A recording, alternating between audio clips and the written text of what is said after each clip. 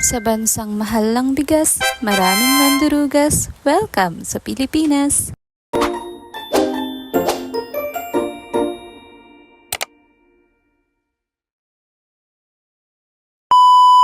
Maaga nga lumandad ang eroplanong sinakyan ko kaya naman napaaga ang uwi ko. At dahil nga wala akong masyadong dala ay eto, nagmotor nga lang kami. So from Pampanga ay talaga namang linakbay na naman ulit namin ang mundo. Hey, charot lang. Isa na namang long ride nga ang magaganap. At dahil nga nagutom nga ang mga person ay dumaan nga muna kami dito sa SM Tarlac. Kung saan dito ako dati nagtatrabaho. At dahil nga wala daw akong pera ay siya na muna daw ang bahala. Kaya naman for delivery ang person kaya i-go na natin to. In-order ko nga yung pinakamahal dahil mahal naman niya ako. Plus ito nga ang gulaman na nami-miss ko nga sa tuwing umuwi ako. Parang nag-get back on the old days nga lang kami. Kung saan dito kami lagi nagdi-date. Yung mga panahong wala pa kaming mga obligasyon at mga sarili lang namin ang iniisip namin. Hindi na rin masama na lumabas kayong mag-asawa. Huwag nyo lang araw-arawin at baka mabankrupt ang ating bangko. Charot! Kitang-kita naman sa layer ng aking bilbil. Penbash nga tayo dahil hindi naman ako nakikialam sa mga buhay ninyo. Ang akin lang ay lumamon ng lumamon hanggang sa maging balon. Charot! Tsaka na ako magpapayat kapag may 1 milyon ng offer. Sa ngayon, dahil patay gutom tayo, ay maglamon-lamon lang tayo. Pag nag-for good na nga tayo ng binas, ay baka wala na rin na tayong makain. Kaya hindi ka na mahihirapan pang magpapayat dahil buhay na talaga ang magpapahirap sa'yo. 4 na oras nga lang dapat ang biyahe namin mula Pampanga hanggang La Union. Pero dahil nag-stopover nga kami at namasyal-masyal pa, ay talagang humaba nga yung oras. Sinulit na rin namin kasi ang isang araw ng pamamasyal bago nga naman umuwi.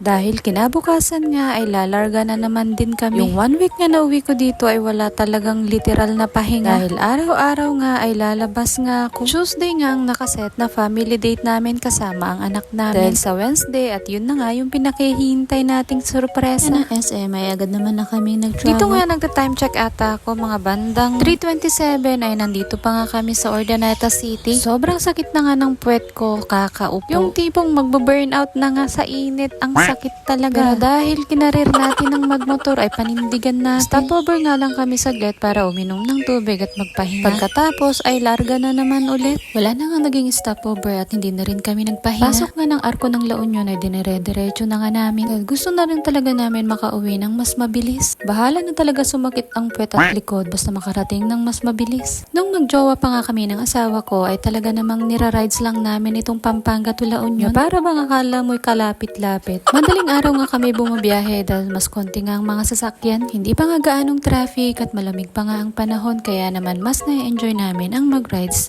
kapag ka madaling araw nga kami bumabiyahe. Pero ngayon dahil nga maaga yung lapag natin ay talaga namang napakainit ng Pilipinas. Natusta nga tong 2 hita ko dahil meron ng hiwa yung pantalon ko. Dati ay hindi naman ako gaanong takot mag-rides pero simula nga nung na-aksidente kami ng asawa ko ay nagkaroon na nga ako ng phobia sa pagsakay ng motor. Lalo na nga kapag ka long ride nga ito. Pero eto at unti-unti ang binabalik ng asawa ko yung confidence ko na sumakay sa motor. Dahil dati rin ay nagda-drive din naman ako. Yun nga lang simula nung nangging kami ay hindi na nga ako nakahawak ng manibela ng motor. Dahil nga naging passenger princess na nga tayo. Pagkadating nga namin dito ay ito nga, lamon na naman kami. Dumaan nga muna kami sa plaza ng Baknotan bago nga kami umuwi para dumaan ng pagkain. Sa pagod nga namin ay tinamad na nga kami magluto pareho. Susunduin pa nga namin yung anak namin bukas at doon na nga kami magdediretso magdedate. Eto at nagpapakabusog nga dahil siguradong pagod na naman ang biyahe natin kinabukasan. At mamaya pa nga yan. Uy, alam na. Kaya naman ang sarap umuwi kasi may uuwian ka. O siya, hanggang dito na lang muna. Salamat sa inyong panonood. See you in my next video. Babu!